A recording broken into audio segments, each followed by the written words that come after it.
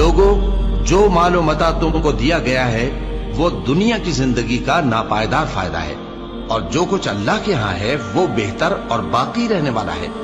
यानी उन लोगों के लिए जो ईमान लाए और अपने परवरदिगार पर भरोसा रखते हैं, और जो बड़े बड़े गुनाहों और बेहयाई के कामों से परहेज करते हैं, और जब गुस्सा आता है तो मुआफ कर देते हैं, और जो अपने परवरदिगार का फरमान कबूल करते हैं और नमाज पढ़ते हैं और अपने काम आपस के मशवरे से करते हैं, और जो माल हमने उनको अता फरमाया है उसमें से खर्च करती हैं।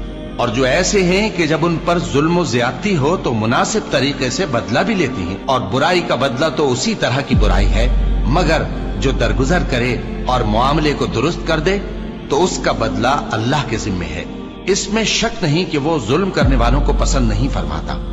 और जिस पर जुल्म हुआ हो अगर वो उसके बाद इंतकाम ले ले तो ऐसे लोगों पर कुछ इल्जाम नहीं।